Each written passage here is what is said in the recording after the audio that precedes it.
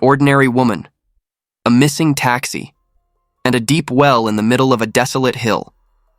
No one suspected that behind her quiet demeanor lay one of the most horrifying crime sprees in Mexican history. You think you've heard every type of serial killer story? Not yet. Today's story will make you shudder. Cristina Soledad Sanchez Esquivel was born in 1979 in the state of Nuevo León, Mexico. Information about her childhood is scarce, but the remaining fragments paint a picture of a troubled past. Cristina's family lived in persistent poverty, and from a very young age, she displayed a withdrawn, cautious personality, almost completely disconnected from the world around her. Cristina spoke little, rarely interacted with others, and lived quietly like a shadow in her own home, with virtually no friends. The most credible accounts of her past indicate that Cristina was a victim of abuse within the very home that should have protected her. She later admitted that her biological father had inflicted deep psychological wounds on her, trauma that was never publicly reported, but silently ate away at her psyche for years. This wasn't just silent suffering. It was the first toxic seed planted in a child's soul. Cristina became pregnant as a teenager, giving birth to her first daughter at just 16 years old. Over the following years, she had 5 more children, 3 girls and 2 boys. However, people's perception of her was contradictory. Some remembered her as a gentle mother who was devoted to her children, always wearing a kind smile. But others described her as a somber, distant woman who was cold even to her own family, with a rigid expression and a suffocatingly dreary existence. Around 2009, Cristina's marriage began to fall into crisis. Prolonged conflicts led her to decide to leave her husband and move in with a man named Martin Tovar, then 39 years old. They had met at a construction site where they both worked in the demanding field of construction, specifically as plumbers. According to those close to Martin, their relationship soon showed troubling signs. Cristina was said to be very jealous and rarely left the small rented room they shared. People around them couldn't help but wonder about Martin's choice. With his attractive appearance and careful attention to his grooming and dress, his image was in complete contrast to Cristina, who often appeared disheveled and tired, partly due to the demanding work, and partly because she seemed not to care about her appearance. By May 2010, Cristina seemed to be living a more stable and peaceful life than ever before. She lived with her lover, who was said to love and accept her despite all the gossip. But behind that secretive and somewhat calm exterior, no one suspected that a dark reality was gradually forming, something that those around her were completely unaware of. Around the same time, the area began to be shaken by a series of disappearances of taxi drivers. One of the first victims was Abel Mendoza Hernandez, a 69-year-old man. For 3 decades, he had worked diligently in the city of Garcia, a suburb of Monterrey. Although retired, he still drove a taxi for extra income, but only until about 2 or 3 p.m. each day, according to one of his daughter's later accounts. When there was no more news about Abel, his family quickly reported his disappearance to the authorities. However, in the early days, the government didn't seem overly concerned. According to what was later shared with the press, investigators said they didn't see enough evidence to determine that Abel had actually gone missing. Unable to sit and wait in anxiety, his children decided to take action themselves. They began a desperate search, leaving no stone unturned, from desolate hills to treacherous mountain ravines, riding horses, walking on foot, even crawling into caves. But all efforts proved futile, as if he had vanished from this world. The family began to suspect that someone might have killed him to steal his taxi, the most valuable asset Abel owned. After days of hopeless searching, Abel's family finally gathered some clues. Several witnesses confirmed they had seen him for the last time with 2 young men and a woman. Notably, all these testimonies matched remarkably, a coincidence that couldn't be ignored. On the same day Abel disappeared, another taxi driver from a neighboring city, Gregorio Escamilla, 49 years old, also suddenly lost contact. Just 2 days later, it was Martin's turn, Cristina's current lover, to leave home for work and never return. When his sister worriedly informed their mother and suggested calling the police, the mother's first reaction was to try to reassure everyone, believing her son was surely happy with his girlfriend and there was no reason to worry. Just 48 hours later, another taxi driver, Jose Alfonso Quiroz, left home for work and then disappeared without a trace. Less than a week later, the horrifying scenario repeated with his colleague, Omar Perez Velázquez, 31 years old. Then came the next victim, Lorenzo Aleman, another name added to the list of those who suddenly vanished from daily life. Each family, in desperation, filed complaints with the authorities, but all procedures sank into silence. No explanations, no progress, no hope. However, amid this chaos, investigators finally noticed something unusual. Besides their common profession as taxi drivers, the missing men shared another suspicious similarity. They all had thin, small builds, a detail that seemed trivial, but was actually a crucial link in a chain of crimes that was gradually being exposed. In early June 2010, after a long period of dead ends, police finally traced an important clue in the string of mysterious disappearances. The first signal came from the testimony of a man in his 60s, also a taxi driver, when he came to the police station to recount the terrifying experience he had just endured. That day, around 4 p.m. while waiting for passengers outside the central bus station, a woman approached him. She held a bus ticket in her hand, her face tense and her eyes sharp and cold behind furrowed brows. After a brief exchange, she said she had missed her bus and needed an urgent ride. Without hesitation, she got into the car, choosing to sit in the back seat on the left side. The burning heat in the car cabin only made the atmosphere more stifling. Throughout the nearly 19-mile journey, the woman barely spoke a word. The quiet atmosphere was only slightly broken when she appeared noticeably worried as the car passed 2 federal police patrol cars. Though there was no clear reason, she mentioned that a relative was waiting for her up ahead. Suddenly, the woman asked to turn off the highway onto a deserted dirt road. But with professional experience, the driver refused. That wasn't something he was allowed to do.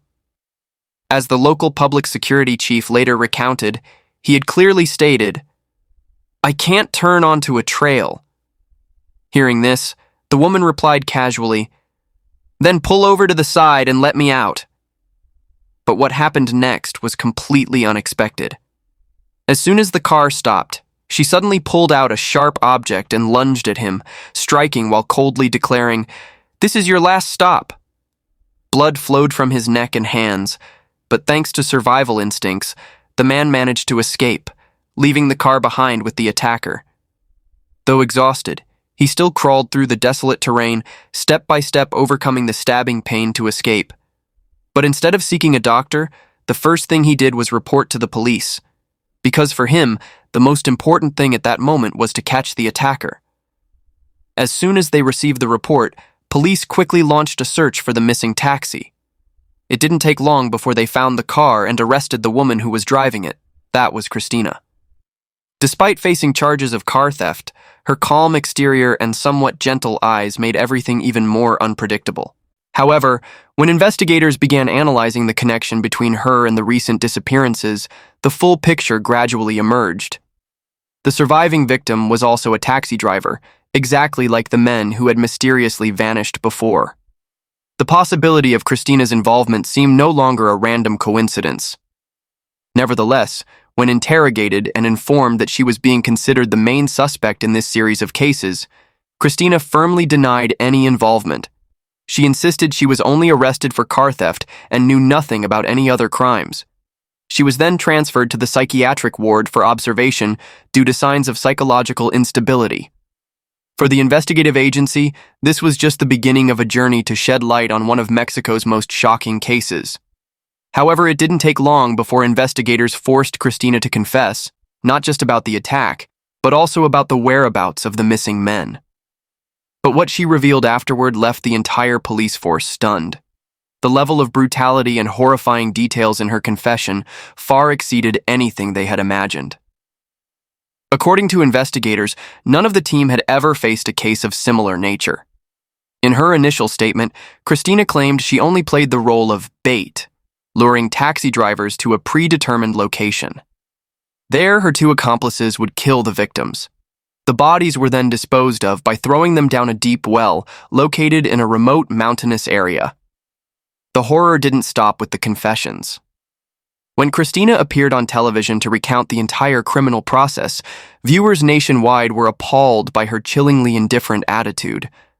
While her steady voice described the horrific murders, her face remained completely calm, not a trace of panic, not a hint of remorse. The contrast between her words and expressions made the evil starkly clear. The two people Christina named as accomplices were Aaron Herrera Perez, a 27-year-old man. Christina and Aaron had been romantically involved, though this relationship wasn't supported by Aaron's family. The second person she mentioned was a 15-year-old teenager whose identity was kept confidential due to his minor status. Notably, at that time, Christina firmly maintained that she had no prior knowledge of the intention to kill the victims. According to her lover had never revealed his true plan, and she was never warned that these men would be killed. That dawn, while media outlets began racing to report on the female serial killer, the surviving victim was still giving testimony at the state prosecutor's office. After a long day of tension and exhaustion, an investigator entered the interrogation room and asked him a simple but loaded question: "Do you believe in God?" The man nodded and recounted his experience as a miraculous escape from death. He firmly believed he had escaped a horrific fate, and the suspect had also shown disappointment at not being able to eliminate him. Looking down at the wound still bleeding on his hand, he felt as if he had been born again. Meanwhile, in another part of the city, Aaron, Christina's lover, upon learning of his girlfriend's arrest, had a heavy conversation with his mother. Initially, he only admitted to participating in a taxi robbery. But not long after, emotions overwhelmed him. Under the weight of conscience and truth, Aaron finally broke down and confessed to the full extent of the serious acts he had helped commit. A few days later, on June 11th, Aaron was arrested at the lumber mill where he worked and quickly taken to the state prosecutor's office for questioning. However, contrary to Christina's previous statements, Aaron denied the entire version provided by his girlfriend and accused her of being the one behind all the evil plans. According to Aaron's testimony, Christina was the real mastermind, the one who had devised the detailed plan to lure, kill, and dispose of the victims' bodies. He described her as an extremely violent, cruel, and calculating woman. He even claimed that he only received 300 pesos, about $15 at the time, for helping her with these horrific acts. Not stopping there, Aaron revealed that after each murder, Christina would sell the victim's car for about 20,000 pesos, equivalent to nearly $1,000 at that time. With conflicting evidence and testimonies, Christina was formally charged with aggravated murder and theft, while Aaron was prosecuted as an accomplice. Both were remanded in custody pending further investigation. Regarding the third suspect, a 15-year-old teenager allegedly involved, authorities couldn't locate him immediately after the case was exposed. While the search continued, the boy's father, Esquivel, appeared before the media looking haggard with eyes full of pain. Through tears, he stated that if his son was truly guilty, the boy must face legal responsibility. But deep down, he couldn't believe it. According to him, his son was a well-behaved, gentle, hard-working teenager who had never caused trouble or violated anything. There were no signs that he had ever strayed onto the wrong path. In his eyes, Christina was the one who had pulled the boy into the vortex of crime. Esquivel recalled that for a long period, Christina frequently came to his house looking for his son in a red car driven by someone else. Each time she appeared, she seemed hurried and somewhat domineering. Neighbors had witnessed her urging the boy to get in the car quickly, even threatening that if he didn't go, the companion would have to use force. This made the whole family uneasy, but no one expected the consequences to be so severe. The horror spread not only through the media, but also right in the neighborhood where Christina had lived. Many neighbors couldn't believe what they were hearing. In an interview with national television, a resident who had known her a few years earlier described Christina as a decent, gentle woman. He expressed doubt that she was truly the mastermind behind the horrific crimes. According to him, Christina might have just been a tool being used, someone chosen to approach and lure victims. "I don't believe she did it. Those kids were the real culprits. They just used her as bait." However, Martin's family, The boyfriend who had lived with Christina didn't think so. As soon as her image appeared on television, both Martine's mother and sister felt a chilling premonition that the worst had happened. Throughout the weeks without any news about him, the family had tried to reassure themselves that he might have gone to find work in another state. But now, with everything being revealed, they had to face the most painful possibility, that Christina had taken his life. While public opinion was still reeling from the brutal nature of the crimes, another detail shocked both the public and authorities: the location where the bodies were disposed of. It was an abandoned well located in a remote mountainous area, nearly inaccessible. The well opening was only about 18 inches wide, but 2,300 feet deep, an almost absolute depth in harsh conditions, in the middle of a burning desert with temperatures reaching 102 degrees Fahrenheit. In the eyes of the perpetrators, this was the perfect accomplice, a place where heat, isolation, and treacherous terrain would help bury everything. From the beginning, investigators had suspected that the fact that all victims had thin builds wasn't a coincidence.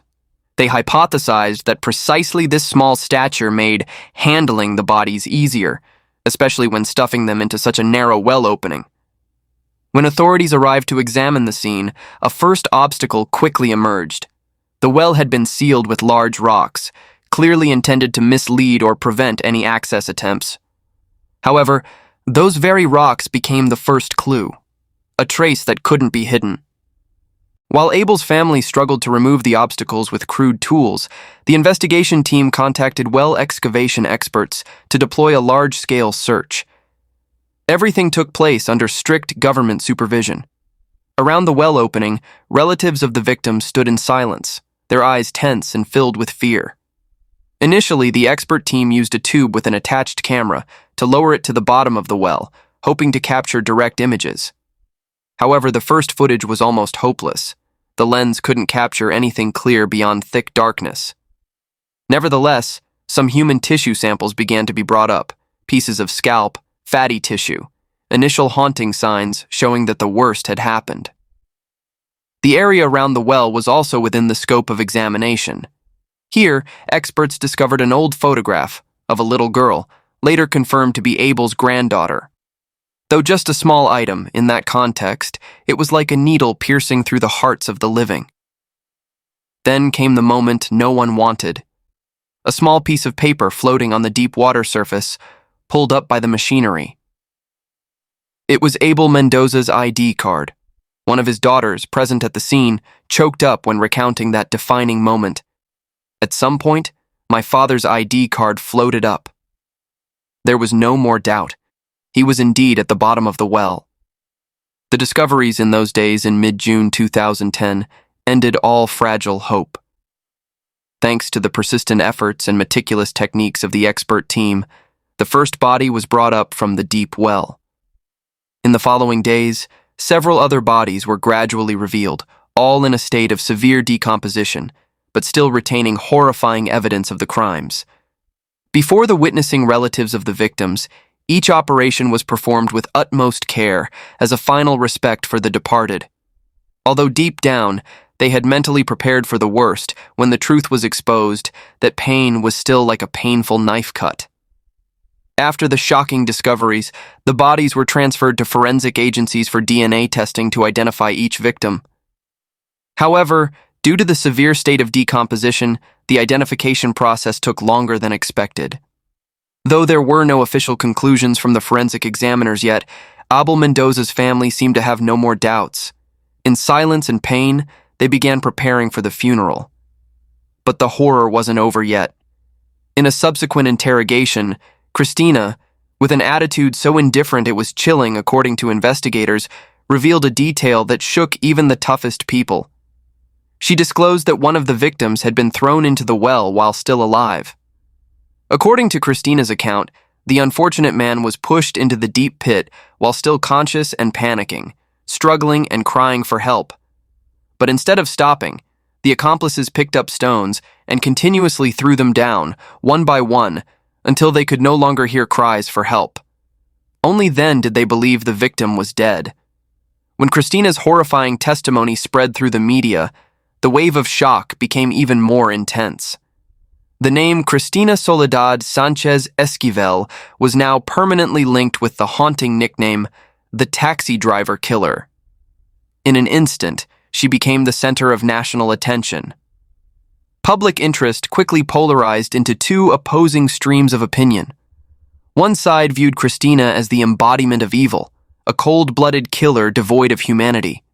Meanwhile, the other side, while not defending or justifying the crimes, believed this tragedy was the result of a forgotten life, institutional abandonment, society's silence, and childhood trauma that had pushed her to the brink of madness. The following year, DNA identification results confirmed that two of the bodies found in the well belonged to Gregorio Escamilla and Omar Perez Velázquez. However, by that time, there was still no official information about the identity of the remaining three bodies, those likely to be José Alfonso Quiros, Lorenzo Alemán, and Martín Tovar. Meanwhile, the investigation had reconstructed most of Cristina's method of operation. She would typically hail taxis on busy avenues and then request to be taken to deserted, poorly lit areas, locations she and her accomplices had chosen beforehand. Upon arrival, she would pull out a sharp object, usually a kitchen knife, and launch a surprise attack. According to forensic examination results, all attacks bore characteristics of violent rage and loss of control. Multiple deep stab wounds concentrated on the neck and vital organs. Some victims were attacked from behind, others were stabbed frontally without hesitation. A source revealed that psychological examinations conducted on Cristina had painted a disturbing portrait of an individual with severe personality disorder traits. She was described as withdrawn, with antisocial tendencies, emotionally cold, unable to feel others' pain, showing no remorse, and particularly displaying clear signs of pleasure when witnessing others' suffering. The psychological report also emphasized that Cristina exhibited a repetitive criminal behavior pattern, where motives seemed driven by deep-seated hatred with a vengeful nature toward men. By late 2012, the trial of Cristina Soledad Sanchez Esquivel and Aaron Herrera Perez finally opened, closing a haunting, prolonged investigation. In the courtroom, there weren't many defense arguments presented, especially for Cristina. The evidence against her was too clear. Her face had been captured on camera, her fingerprints matched those at the crime scene, and above all, testimonies from those who had aided her completely matched, confirming that Cristina was the mastermind leader, responsible for organizing, directing, and directly executing the brutal crime spree, including armed robbery, premeditated murder, running a criminal organization, and violating regulations regarding body disposal. As a result, on December 20th, 2012, Cristina was sentenced to 195 years and 11 months in prison for taking the lives of at least 5 men. As for Aaron, her lover and accomplice, he received a sentence of 152 years and 4 months for his role in 4 murders. However, by May 2014, after the appeals process, the High Court reconsidered the level of responsibility and modified the sentences. Accordingly, both sentences were adjusted. Cristina and Aaron were each sentenced to 130 years in prison after judges assessed that while the crimes were serious, they didn't exceed the maximum limits of the penalty framework under law. Additionally, both had their charges for violating burial and exhumation laws dropped, as the court determined that the act of throwing bodies into the well wasn't performed by them directly. Nevertheless, other serious charges remained and were sentenced accordingly.